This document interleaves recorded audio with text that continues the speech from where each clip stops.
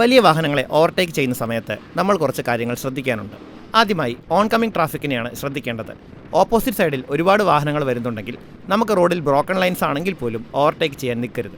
മുന്നിലുള്ള വാഹനത്തിൻ്റെ തൊട്ട പിറകിൽ ചെന്ന് നിന്ന് വലത്തേക്കെടുത്ത് ഓവർടേക്ക് ചെയ്യാൻ പാടില്ല. ലോങ് റൈഡ്സ് പോകുമ്പോൾ നമ്മൾ ഇതുപോലുള്ള കൊച്ചു കൊച്ചു ടൗണുകൾ ടച്ച് ചെയ്ത് പോകും. അവിടെ നമ്മൾ എക്സ്ട്രാ കോഷ്യസ് ആയിരിക്കണം. മുന്നിലുള്ള വാഹനവുമായി എപ്പോഴും ഒരു സേഫ് ഡിസ്റ്റൻസ് കീപ്പ് ചെയ്യുക.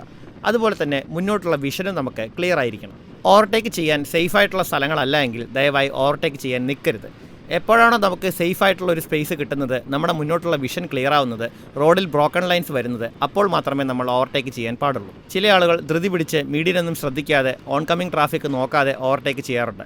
പലപ്പോഴും അപകടം പറ്റാത്തത് ഭാഗ്യം കൊണ്ട് മാത്രമാണ്. ഇപ്പോൾ മുന്നോട്ടുള്ള വിഷൻ ക്ലിയർ ആണ്, റോഡ് എംറ്റി ആണ്. എത്രയും പെട്ടെന്ന് ഓവർടേക്ക് ചെയ്ത് സേഫായിട്ടുള്ള പൊസിഷനിലേക്ക് മാറുക. നേരത്തെ പറഞ്ഞ പോലെ ചെറിയ ടൗണുകൾ എത്തുമ്പോൾ നമ്മൾ പ്രത്യേകം ശ്രദ്ധിക്കണം. വാഹനങ്ങൾ പെട്ടെന്ന് ബ്രേക്ക് ചെയ്യാൻ സാധ്യതയുണ്ട്. ഇട റോഡുകളിൽ നിന്നും വാഹനങ്ങൾ മെയിൻ റോഡിലോട്ട് കയറി വരും. ഇവിടെ കണ്ടില്ലേ, ബ്രേക്ക് ചെയ്യുന്ന സമയത്ത് നമ്മൾ എഞ്ചിൻ ബ്രേക്കിംഗ് ഉപയോഗിക്കുക. മോട്ടോർ ബൈക്ക് ഉപയോഗിക്കുന്ന എല്ലാ ആളുകളും നോർമൽ ബ്രേക്സിനോടൊപ്പം ഗിയർ ഡൗൺ ചെയ്ത് എഞ്ചിൻ ബ്രേക്കിംഗ് ഉപയോഗിക്കാൻ കൃത്യമായി പഠിച്ചിരിക്കണം. ഇതുപോലെ ഇട റോഡുകളിൽ നിന്നും ശ്രദ്ധിക്കാതെ കയറി വരുന്ന വാഹനങ്ങളെ നമ്മൾ ശ്രദ്ധിച്ചേ വെക്കൂ. ഇരുചക്ര വാഹനങ്ങൾ വേഗത്തിൽ ഓടിക്കുക എന്നത് വലിയ കഴിവൊന്നുമല്ല. പക്ഷേ ആ വേഗതയെ പിടിച്ചു നിർത്താനുള്ള ടെക്നിക്ക് നമുക്കില്ല എങ്കിൽ അത് നമ്മുടെ കഴിവുകേടാണ്.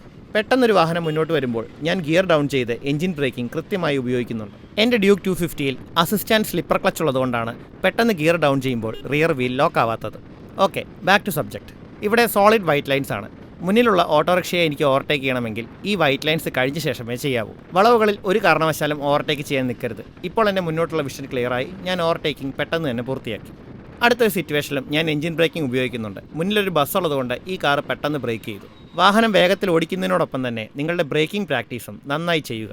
അടുത്തതായി ഇതുപോലുള്ള വളവുകളാണ്. ഇവിടെ ഓൺകമ്മിങ് ട്രാഫിക് ഉണ്ടെങ്കിലും ഇല്ലെങ്കിലും നമ്മൾ ഓവർടേക്കിംഗ് ചെയ്യാൻ നിൽക്കരുത്. മുന്നിലുള്ള പിക്കപ്പിൽ ലോഡുള്ളതുകൊണ്ട് അതിനൊരുപാട് വേഗത്തിൽ പോകാനായിട്ട് സാധിക്കില്ല. മുന്നോട്ടുള്ള വിഷൻ ക്ലിയർ ആയിരിക്കാൻ വേണ്ടിയിട്ടാണ് ഞാൻ ആ വാഹനത്തിൽ നിന്നും ഡിസ്റ്റൻസ് പാലിക്കുന്നത്. കൃത്യമായ ഒരു സ്ട്രെയിറ്റ് ലൈൻ എത്തുന്നത് വരെയും നമ്മൾ ആ വാഹനത്തെ ഫോളോ ചെയ്ത് പോയേ വെക്കൂ. പിന്നെ ഇത് കോണ്ടന്റ് എടുക്കാൻ വേണ്ടി ചെയ്തൊരു വീഡിയോ അല്ല, നാച്ചുറലായിട്ടുള്ള എൻ്റെ റൈഡിംഗ് ഹാബിറ്റാണ്. നമ്മളും സേഫായിട്ട് റൈഡ് ചെയ്യുക, മറ്റുള്ളവരുടെ സേഫ്റ്റിയും ഉറപ്പാക്കുക. ഓവർടേക്ക് ചെയ്യുന്നതിന് മുമ്പ് ചെറുതായി ഹോൺ അടിച്ചു. ശരിക്കും മുന്നിലെ ഡ്രൈവർ നമുക്ക് ഹാൻഡ് സിഗ്നൽ തരേണ്ടതാണ്. ഇപ്പോൾ വിഷൻ ക്ലിയറായി ഓവർടേക്ക് ചെയ്യാം. ദയവായി ഓവർടേക്ക് ചെയ്യുമ്പോൾ ഇഴഞ്ഞു നീങ്ങി ചെയ്യാതിരിക്കുക. അടുത്തതായി എനിക്ക് വലത്തേക്ക് തിരിയണം. മുന്നിലൊരു ടി ജംഗ്ഷൻ വരുന്നുണ്ട്. ഞാൻ വാഹനത്തിന് ഇൻഡിക്കേറ്റർ നേരത്തെ ഇട്ടു.